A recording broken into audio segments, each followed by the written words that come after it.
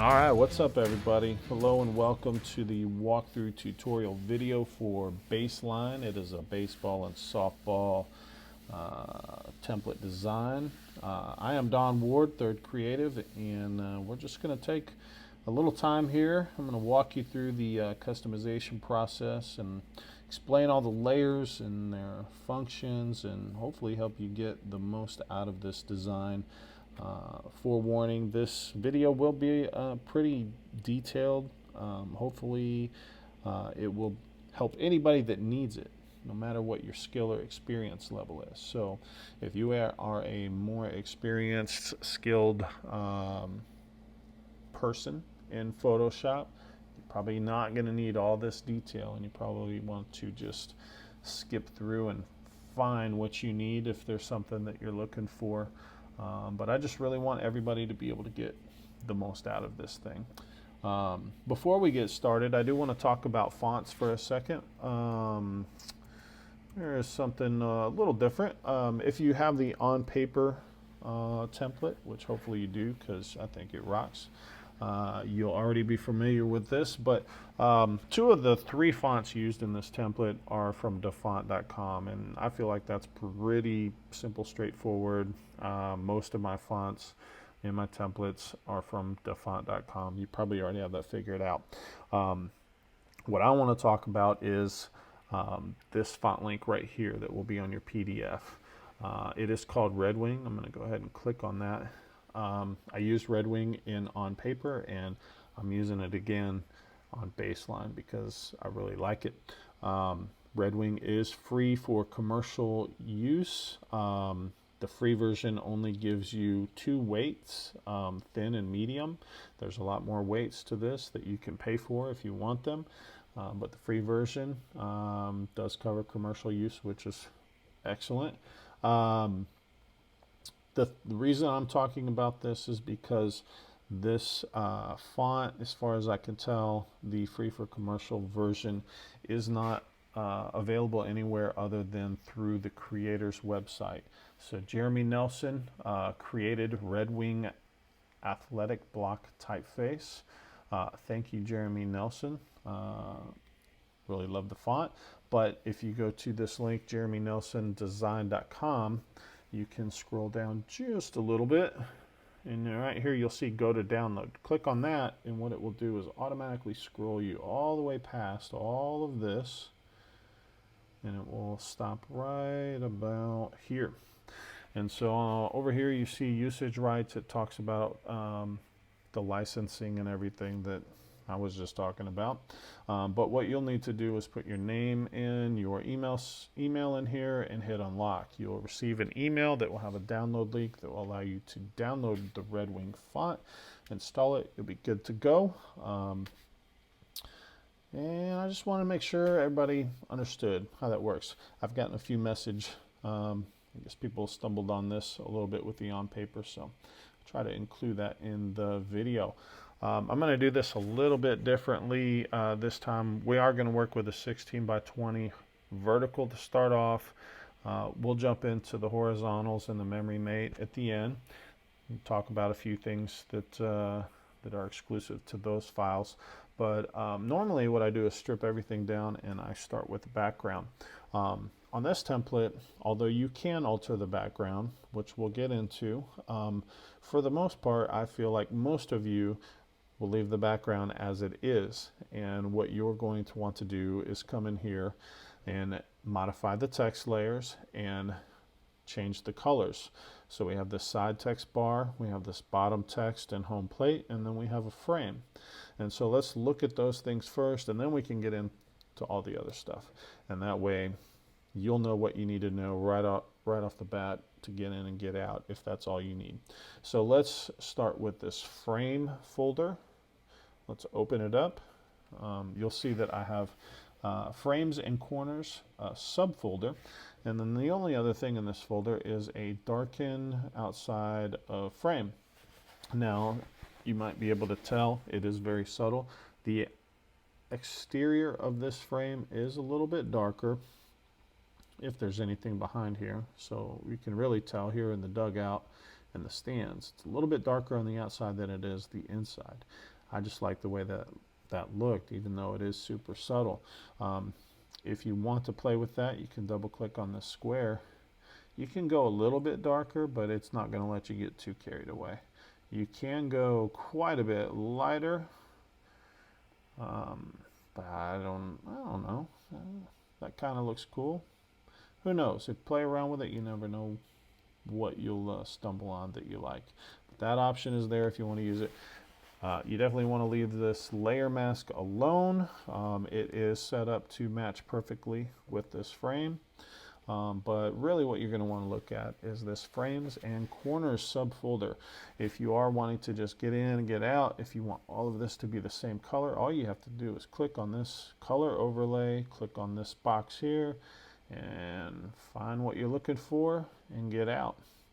Pretty simple. If you do want to take a little bit of extra time, and let's say you want these little squares to be a different color, or these larger squares to be different color, it's pretty cool. You can just open this up. Let's turn this color overlay off, and now we'll just be working with them separately. So this first one is the corner square small. It's referring to these small corner squares. We'll turn, no, not that one. We'll turn the color overlay on that one. Now you can see that they went to this default gold. And the same thing applies to these larger outer corners and the frame. You can control them all individually, and you can set them to the color that you want. So you get the idea. And that is pretty much all there is to the frame. That's a pretty quick and simple one. So the next thing we should talk about is the, what is it? Side text bar. So we've got this this bar right here that has the year, the team name, and the sport name, and all of that is right here in the side text bar. So let's open it up and take a look. It starts off with two text layers. They are separate. Two different fonts. We've got our year, which you can change easily. If you just double click here, you can change the year, and by doing that you can change the color. I have my character panel, that's where I usually go, but you can always come up here as well, change the color to anything you need. And then we have our team / sport. So let's go to that. So let's go ahead and change it, because there's a few things that you'll run into, and I want you to be prepared on how to handle them. So let's change it to a longer name, and I'm going to go with Bulldog Baseball. Alright, so you can see that doesn't look right. They're crashing into each other. No big deal. So what we need to do is open up this subfolder called bar layers. I'm calling them bars.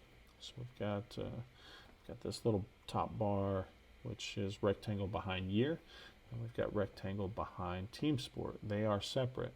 So what I need you to do is make sure that you have this rectangle behind year, the very first one. Have it selected. And on a Mac, I'm hitting Command, and then we'll hit the year. Now we've got them both selected. To keep everything in line, I'm just going to use the arrow key, and all I'm going to do is arrow key up until it's just high enough, and you can see just the right amount of space between the year and the word bulldog.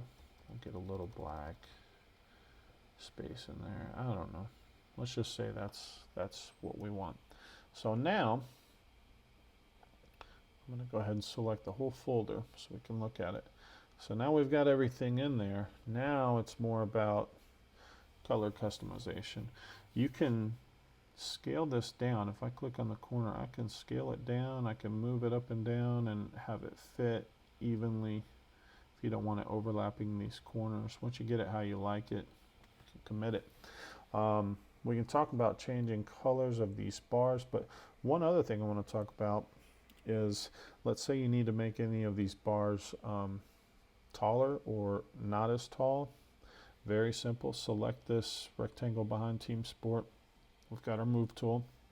You can see our anchor points in our wrap border. So this anchor point in the middle or this anchor point in the middle, click on that to activate it. You want to hold shift, click on it again. You can drag it up and you can drag it down. So if you have a much smaller team name and you need this to be shorter, or if it needs to be longer, that's how you do it right there. You get it how you want, then you position and scale the whole thing how you need it. Get out of that. So let's talk about changing colors of the back section. Actually, one thing I want to talk about is, let's jump back up here to the team and the sport. I won't get too far ahead of myself. You might want to have your team name, in this case Bulldog, be a different color than the sport, which is baseball. So if you double click to highlight all of it, you can just use your cursor to highlight the portion that you want to be different. So in this case, we've got Bulldog Baseball. I'm going to click on color up here. We've got our eyedropper. Just for simplicity, I'm just going to pick some gold. There. That looks pretty cool. So if you want to do that, that's how you do that. Another thing, the font. This is a really cool font. It screams baseball to me. I really like it. But something about this O, you may or may not like that little piece in there. I don't know why, it just sticks out to me. So if for some reason you want to get rid of that, add a layer mask to this text layer. Grab your black brush, and mine's already perfect size. And you just paint it out. So if you don't like that, that's how you can get rid of that. Now we'll talk about changing the color. Very simple. You got two options. You got a gradient overlay, and I know I'll try not to go into too great detail and turn it into a gradient tutorial, but if this is the first time you're watching one of my videos and you're not familiar with gradient overlays, I want you to understand. So gradient basically is multiple colors transitioning into each other in the form of a gradient. So if we double click on the word gradient overlay, you're going to see this word gradient in this window. So this represents the current gradient. We've got a dark gray to not quite as dark gray. Very subtle, you can barely tell. If we open this up, we've got our darker color here. If you click on the square, you can change it. Click on the square, then click on color. Now you can change it. I'm doing this very quickly. Oops, didn't mean to get all the way up. Now if you come over here to this right hand side, click on that square. Now click on that color. You can change it as well. But you get the idea. You can come up with something atrocious like this, but that's how you do it. Now, if you want something simpler, just turn on color overlay. Turn gradient overlay off. Color overlay, click on it, just click on this box and you pick the color that you're looking for, and it'll be solid. I like gradients, it just adds a little more effect to it.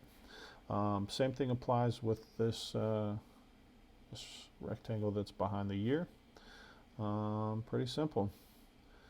And I think that's everything you need to know about the text on the side. I think the only thing else that I would mention is that if you don't want to go through that process on each file separately, you can pull both files up, and you can drag this layer that you've already customized over to another file. You'll have to scale it and position it just right, and if you're putting it on a horizontal, you would have to come up to edit, transform, rotate counterclockwise to get it horizontal. That might be faster than having to repeat that process on each file separately. So now I think that's everything with the side text bar. Let's talk about the lower text bar, which is the player name. In this case I have junior, but senior, sophomore, freshman, jersey number, and this home plate. If we open this up, we'll look at all of those layers. We have all the text layers on top. Then I have these nameplate layers here, and then we have our home plate. So let's start with the top text layer, which is your first name. First name, I actually have the blend mode, set to linear light. I'm going to zoom in. You can see I like the way it looks. There's some texture back there, and I wanted that to kind of show through. And it doesn't quite look the same as if I change it to normal and just kind of bring the opacity down so you can see some of it through. But if you change the color or anything and linear light just doesn't look right to you, you can change it to any of these blend modes, including normal.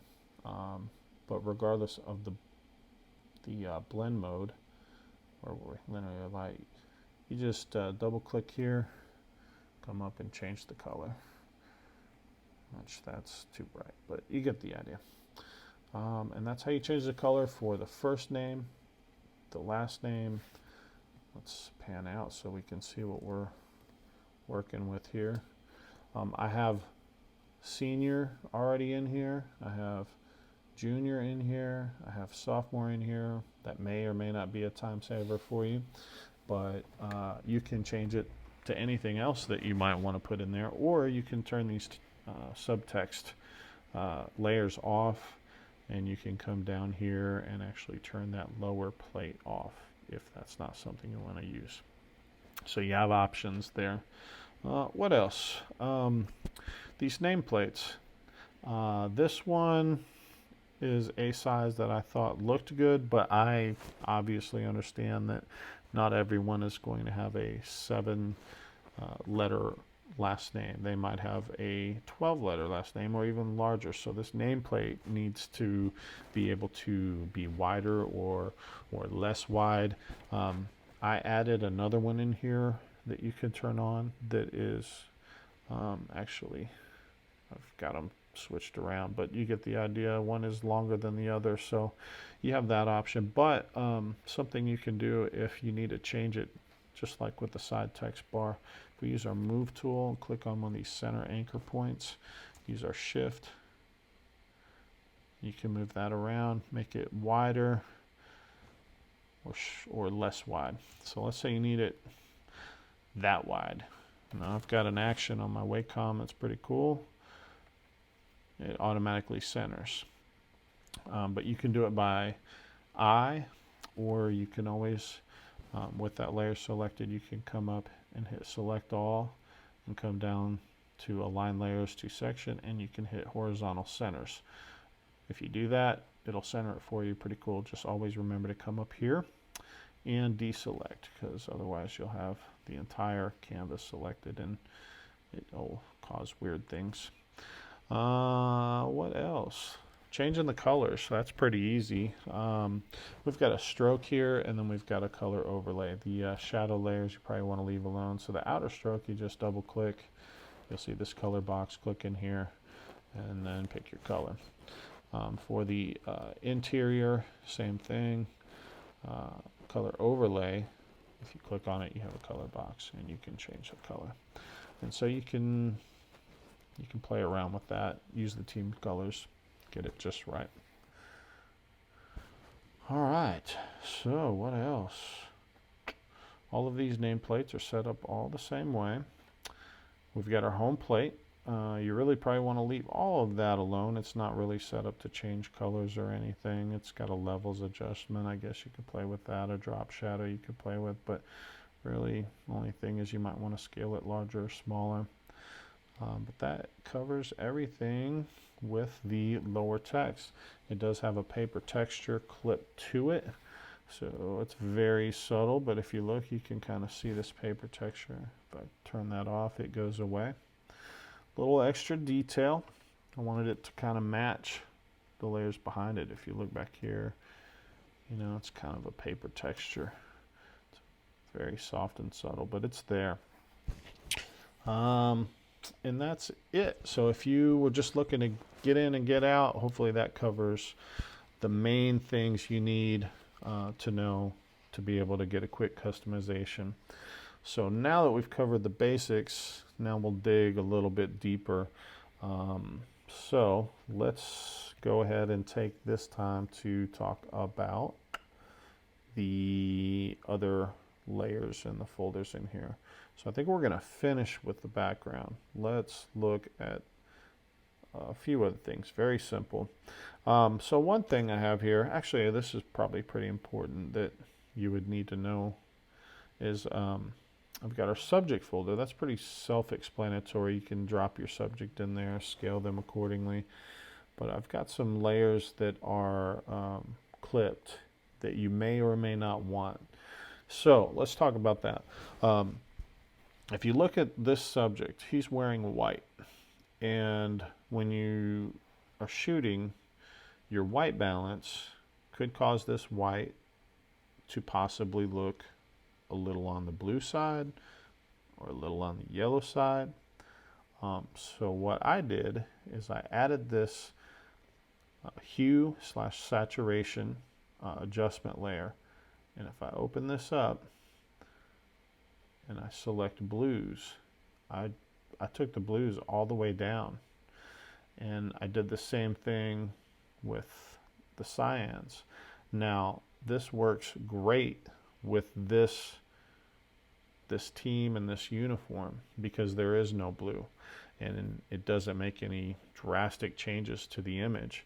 Now, they may have blue eyes and it might affect that, which I could always mask out this effect, which is maybe a little more than everybody would want to do, but this is what really makes this all tie together. And just so you can see, if I turn that off, give it a second, now you can see these blue tints. Now you might be able to play around with your white balance to get that a little bit better, but that's why this is here, just in case. So if you have a team with blue uniforms, you're going to want to turn this off, or you're going to want to come up here and adjust these.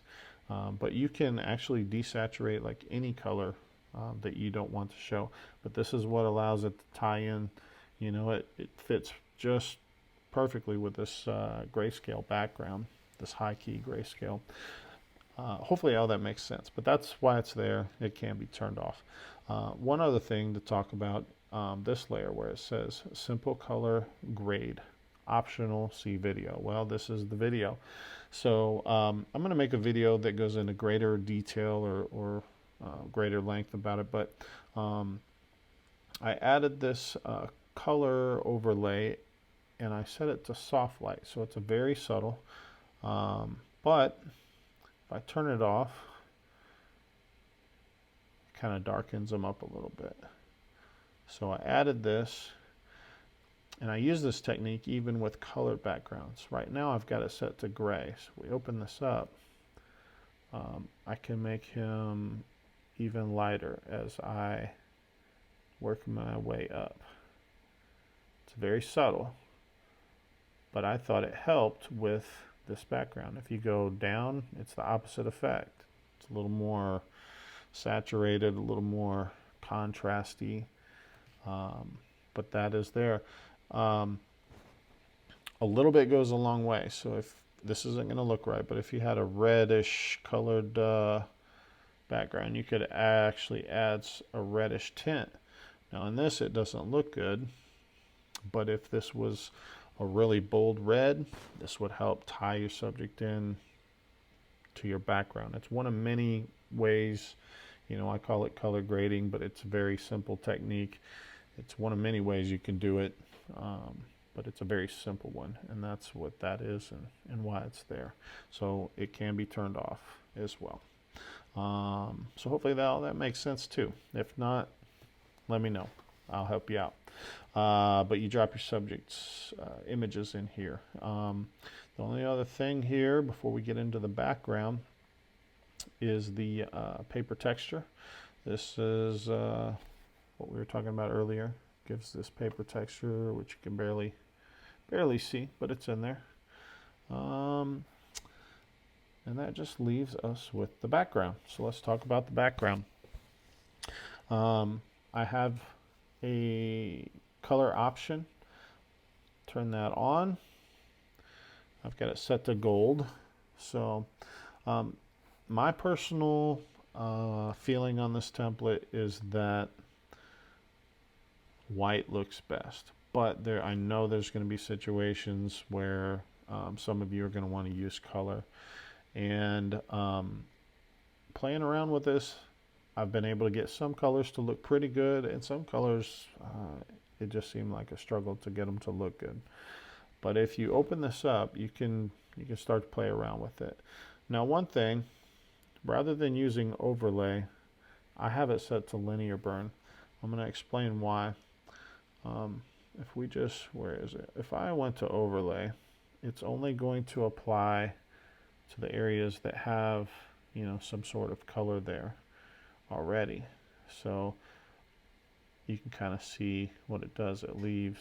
That might be a look that you like. So that's an option. You can change it from linear burn to color overlay. What I found, let's undo blend change.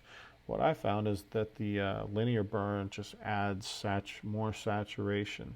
So if you're trying to get more color, more saturation, linear burn seemed to work a little better. But I mean, you guys get the idea. You can go red, you can go real saturated, real dark, real light. But that's how you can change that color. We'll turn that off. This one is a background lightness and darkness. It's a no color option. Now you can use them both together, but if I turn this off, everything gets a little bit lighter. So it's very subtle. But basically what this, or why this is here, is to allow you to kind of control almost the contrast, the lightness, the darkness. And it works the same way as that subject color grading that I explained earlier. You can come up and it'll get lighter, work your way down, it'll get punchier and darker. So you can mess with that if you want to. We'll cancel out of that. All right. This is turning into a long one. Let's look at the background layer. We have our baseline. So this is referring to this here. You can open it up and you can see that they're all separate layers. The baseline is, this bottom one is the actual line itself. Then we have third, second, first, home, etc. They all have a color overlay. By default they're white, but they have a color overlay, so you can turn it on and you can change the colors using the color overlays for that. Alright, this is your center diamonds, and so if you look, it's very subtle, but we've got this, it's basically a square at a 45-degree angle, making it a diamond. And we've got this one, we've got another one down here. If I turn it off, they go away. And they are set up same way. You can open it up. They have color overlays. And I've reduced the fill to 5% to get the look that I want. But you can play with the color if you want to there. Again, I think white looks best, but that's just me. Let's see, lower middle shapes. So this is a folder where you can access and control these two little shapes here. We have our bottom corners. So you can, this is a layer, this is a layer. There's 4 altogether. And they all have color overlays on them. So these are all things you probably aren't going to need to mess with, but they're there. Upper middle, so we've got one here and one here. These are all squares that are at 45-degree angles with color overlay options. And we've got lights on and lights off, so if you want to turn the lights off, you just flip the switch. And you look up there, and there's no lights. And then we have, last but not least, we have our background image. So this background image is a photograph. It is a photograph of the actual field that this team plays on. So I dropped that in there and I clip these 2 layers here. And what these 2 layers do, I've got a hue saturation. And so this desaturates the image, makes it you know, grayscale, black and white. And then I have a levels adjustment. So if I turn that levels adjustment off, you can see it gets much darker. So I played with the levels to give it a lighter look that I needed for the background. And not only that, I have the opacity of this image set to 40%, which also gives it the lighter look that I need. So you can see that gets much darker, and that just doesn't look good. So let's get that back at 40. And then I have this just as the overall background, which is set to white. So I imagine you could see what it looks like. You can get some weird effects if you start playing around with stuff. Never know what you come up with. But that's how this is all set up in the background. So I think the next thing we'll talk about is if you want to change this background. So you have this as a smart object. So this is a photograph. So really it's pretty simple. If you have your own background image, I'm not going to demonstrate because I think that I can just explain it. If you have your own background image, you can drag and drop it in here. It's going to make it a smart object, which is good. You'll want to place it right here above this, and when that happens, it's going to deactivate these. I say deactivate, it's going to deactivate the clipping. So if you drop one in here, and let's say this is your new one, so we'll just duplicate it. Okay, same image, but let's pretend it's a new one. And we just dropped it in here. We can get rid of the original, just delete that or whatever you need to do, and then we're going to hold down the Option key and hover here and click to clip them to this. Now the thing about it is your image may be different than my image, meaning the levels adjustment and the hue and the saturation. The hue and saturation, you just leave it alone, it just desaturates it. But the levels adjustment, you may need to play with it. So if you double click here, I have it set where my properties just shows here, but you'll get a properties box. And I'm not going to go into too much of a levels full tutorial, but basically we have these 3 points. This point controls your darks, this point controls your highlights or your lights, and this point controls the midtones. Very similar to curves, it's just a dumbed down version. I have moved the lights from here all the way down here, and that makes them brighter. So if I come back, you can see the effect. It darkens it up. So I'm lightening all the lights, and by doing that, it's going to push your midtones over. Now you can bring this over to darken your darks. Just depends on what you're looking for. But play with these sliders, get it how you want it. But that's all there is to it. So hopefully that all makes sense, and like I said earlier, if not, shoot me a message. We'll get through it. We'll figure it out. All right, so let's move on. Let's take a look at the horizontal. This is the horizontal. All of the things that I explained in the vertical are going to apply to the horizontals as well. There are a few extra things on the horizontal that I want to cover real quick. Let's take a look. Background is all the same, changing the color. Frame is the same, got a paper texture. I do have the simple color grade and the desaturate blues. So just like in the individuals, you can turn them on or turn them off or play with them if you need to. But I've got bottom row subjects. I've got a folder. And I've got our sample subjects. This has a gradient mask.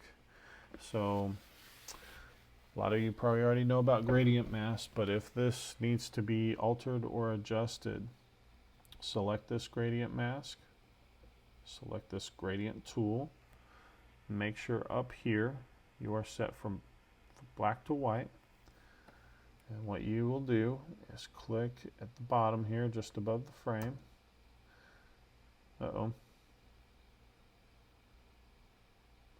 What you will do is wait for the colored little spinny wheel.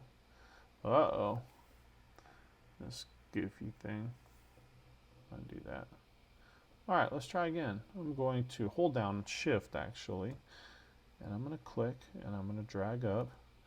So basically it's telling it 0 transparency at the bottom where I start to full transparency. So the longer I go, the more gradual it'll be. The shorter I go, the less gradual it will be. So I can make that more. I can make it less. Very simple. Same thing applies to the top row. So you drop your subjects in here, and you can play with the gradient mask if you need to get them blend just right. Let's see what else we have. Let's look in the frame. The one thing I want to mention, there is one extra thing in the frame. I have this fill behind bottom row subjects. So I want to explain that. So if I turn, where is it? This bottom row off, we can see a little better. So you see these lines, well, you don't see them over here. So I added this so that it would kind of block these distractions. If I turn this off, give it a second, now you see all of this. So the problem I ran into is that when you can see all of this, now with your subject images, it shows through. So you have, there's a few things you can do. You could adjust that gradient mask. Like I could actually zoom in and just start like right there and just barely come up. Give it a minute. Yeah, still get a little bit. You can do something like that. But if I hit undo, and then we turn this back on, and then we wait, there we go. I don't know, I just thought that made it look a little better. You don't see the shapes through the legs. So the reason I'm bringing it up is in case you run into anything weird where you notice that, for example, if you change the background color, you may want to come in here to this color overlay and set it to a color that matches. That's how that works. So what else we have? Okay, the next thing we want to talk about is the team name option. So if we open this up, I added a few extra. I just like to do that. So I have it set to, what is it? Rooters, that's right. I have it set to rooters. Let's turn rooters off. We've got another option, collegiate outline font. Let's turn that on. This one looked pretty cool, but you know, just a few options. And then I have a third option, collegiate black. So like I said, it just depends on the look you're going for, but I added a few extra options in there. Let's look at this one. So you can type your new name in.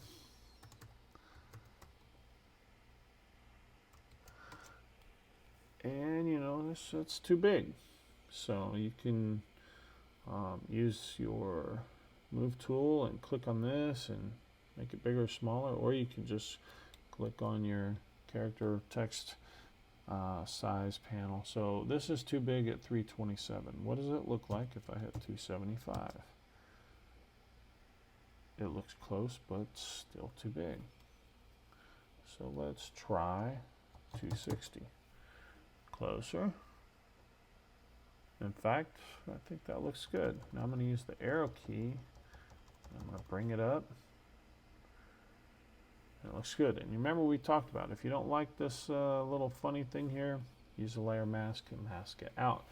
Let's look a little bit closer at how this is set up. You may notice you can see through this. So the reason for that is two things. One, I have the fill set to 27%, which is an odd number, but that allows you to see through. But there is another reason, the gradient overlay. If I double click on the gradient overlay, I have the opacity set to 50%.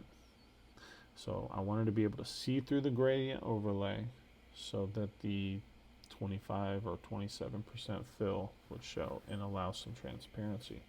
If you drag this all the way up,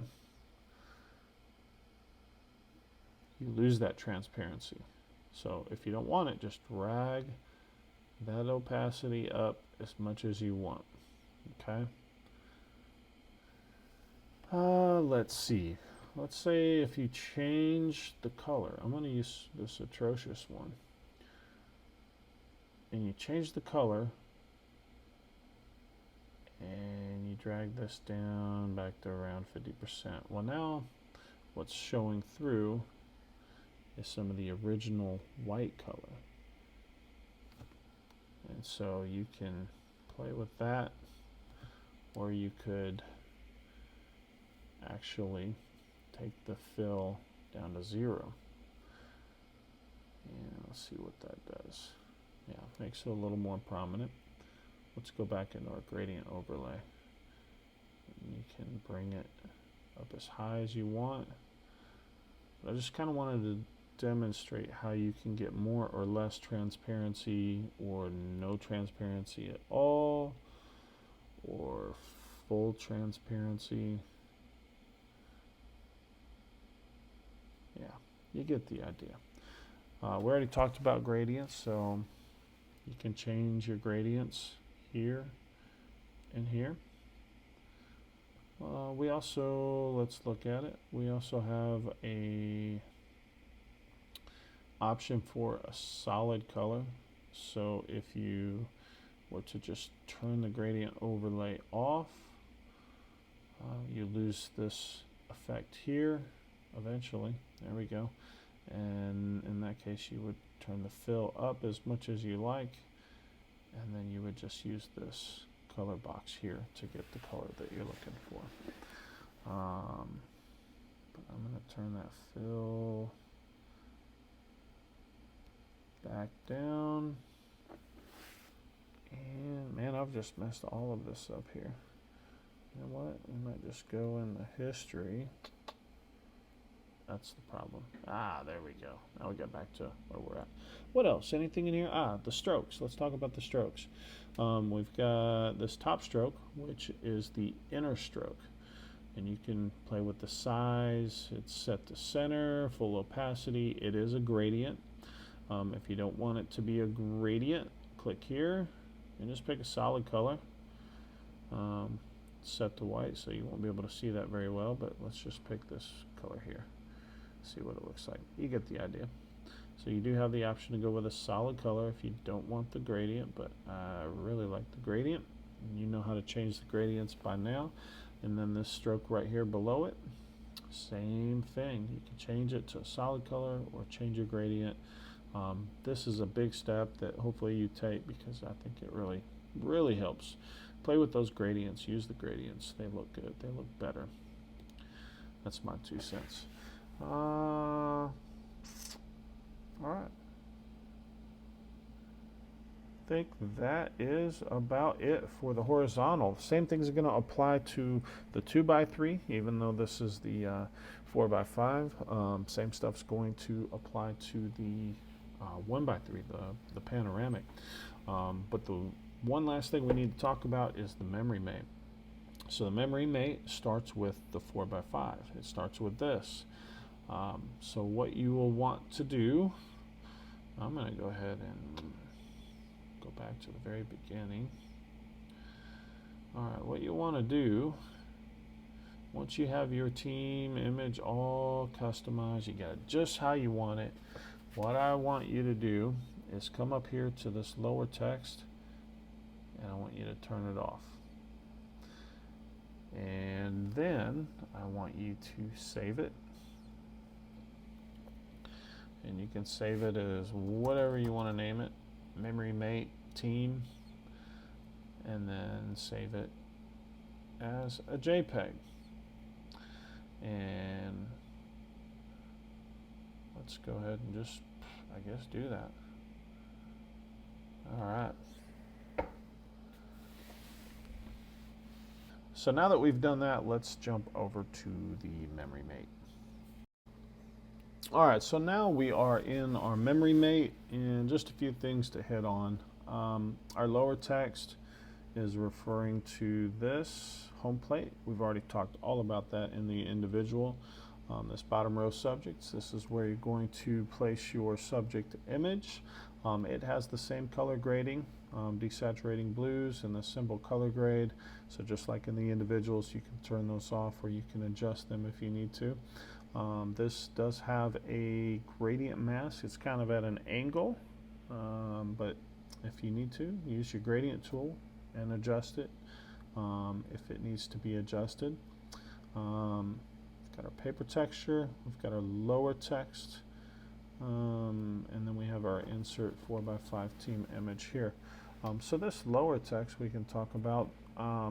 This might be a good time to go over to one of the other files where you've already set up this text bar and drag it over.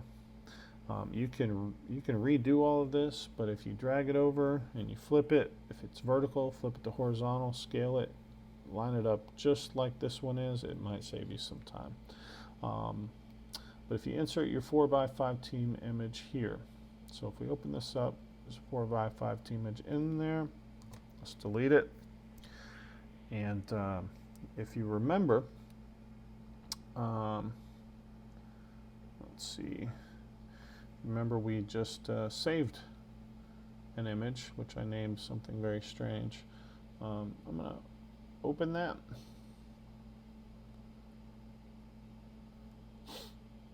And it's going to think about it. There it is. All right, so now I'm going to take this layer and I'm going to drag it over to this. Let it drop. All right, so we've drug it. I'm going to convert it to a smart object. Just do a little right click, convert to smart object, and now we're going to click on the corner and we're going to scale it down, and I'm going to drag it over here, and we're going to start to put this thing into place where it'll look good. Once you get it in place and how it looks good, go ahead and commit it. This has a stroke outline and a drop shadow. Drop shadow you probably leave alone, but you might want to change the stroke outline. Just double click on it and you can select any color. Or you can turn it off if you don't want the stroke outline.